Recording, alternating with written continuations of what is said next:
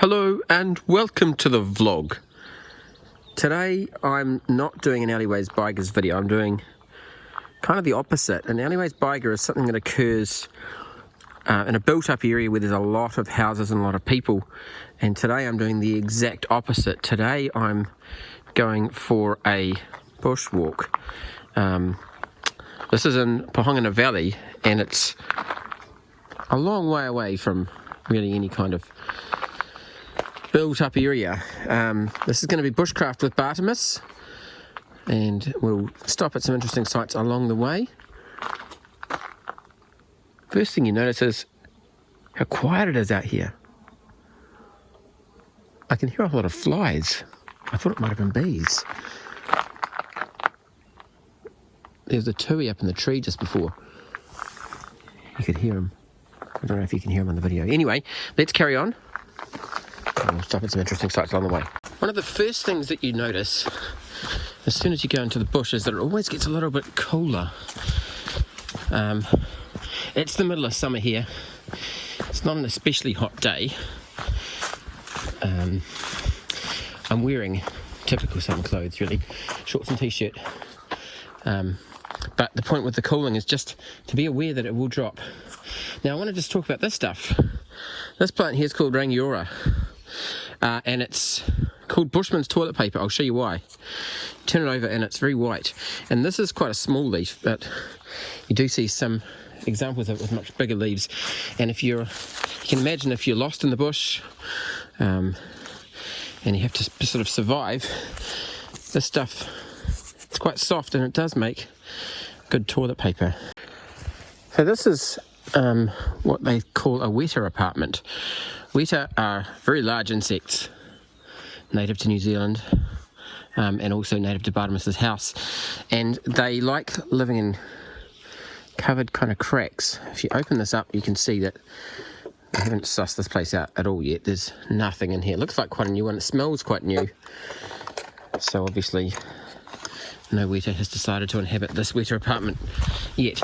So let's talk about some of the precautions that you should take when you're in the bush. The first thing that you will notice, well you won't notice but I will notice because I'm wearing it, is I've got a backpack on. I've got a lot of stuff in it. I've got a lot of food, I've got spare clothing or additional layers, I've got water. I've got over a litre of water.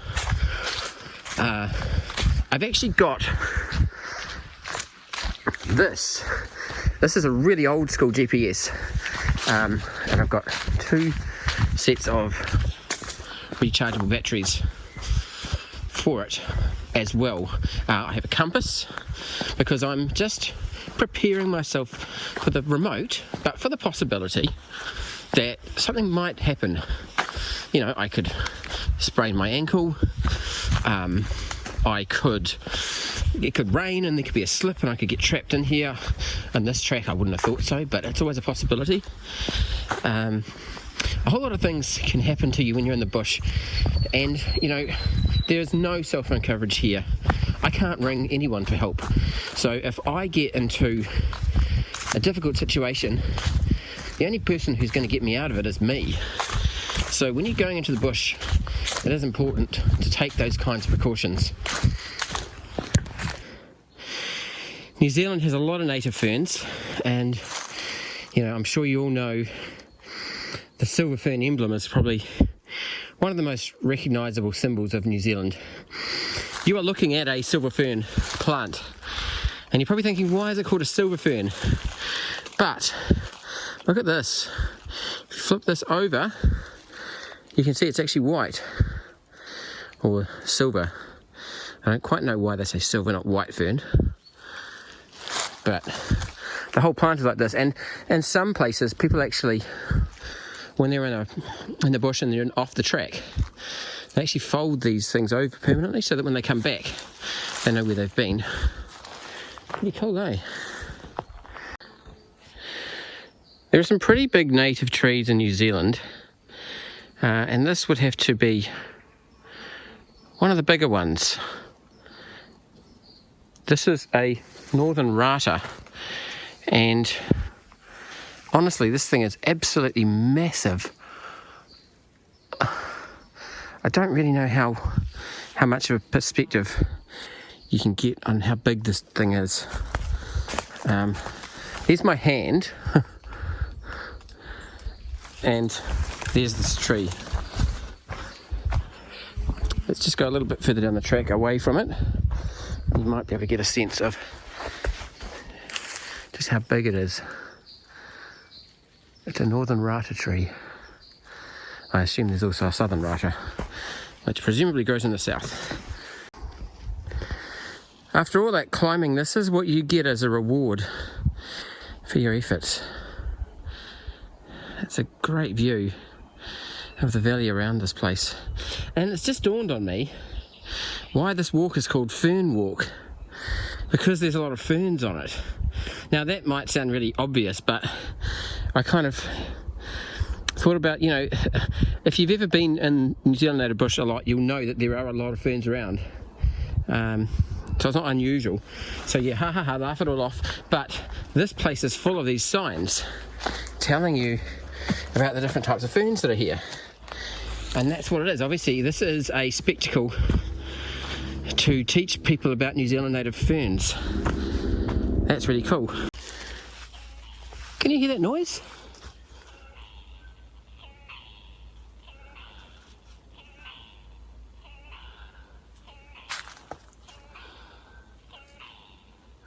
There's a hole in the side of that tree.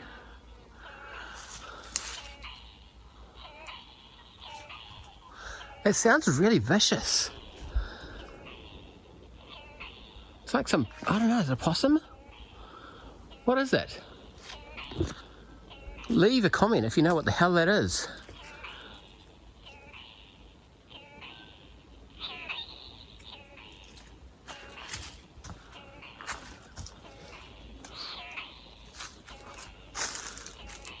No idea.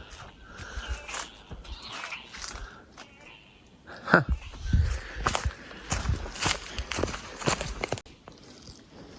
This is a fern they won't tell you about.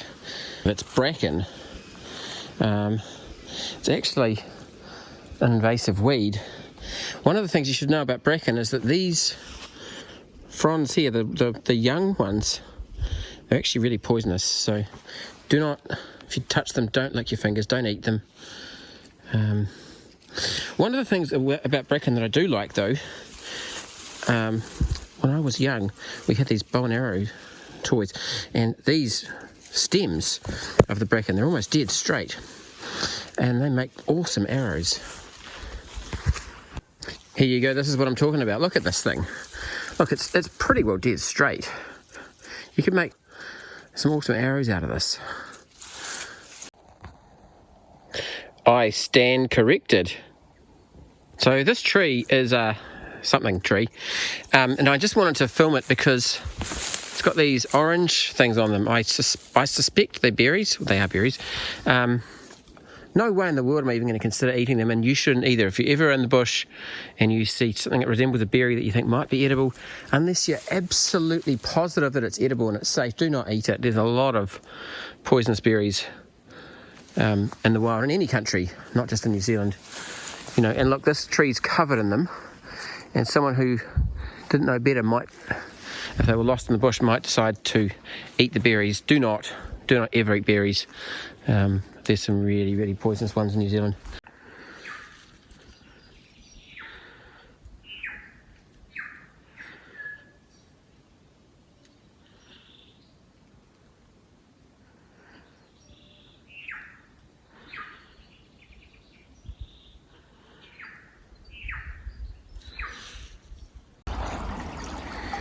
Well, we're almost back at the car park. I just had to stop at this.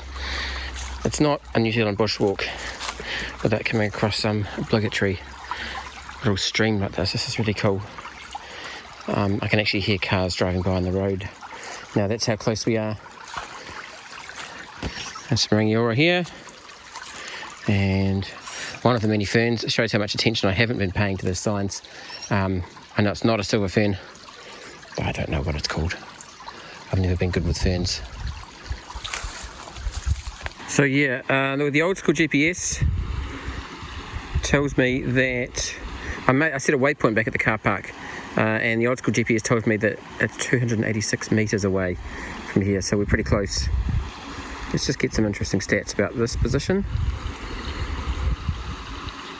Currently 132 metres above sea level, so it believes, I don't know what my phone believes. You know, I'd forgotten how nice it is to navigate with one of these old school GPSs. One, it fits beautifully in the palm of your hand here.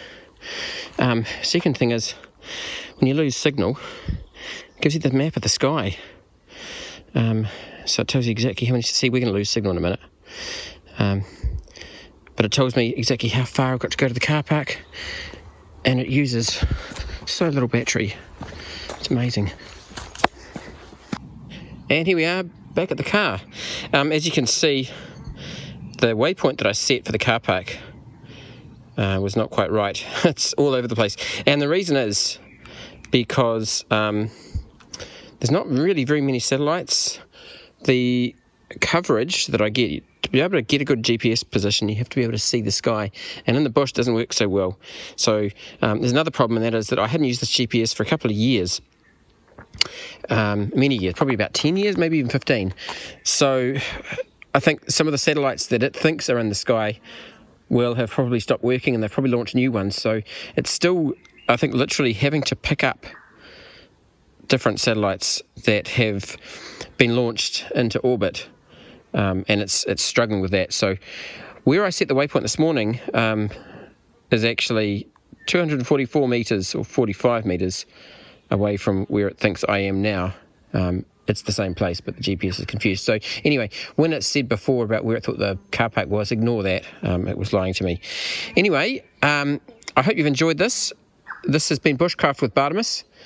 And yeah, if you have any thoughts about what the hell was making that freaky noise up in the tree, then please, I really need to know. I don't know whether it was a possum, whether it was an insect of some description, or what. I just don't know, but it was freaky. Anyway, comment, like, and subscribe, and we'll see you again soon. Just quickly before we go, I don't know whether you can hear this, but listen to what happens if I shut my door. You can hear this echo.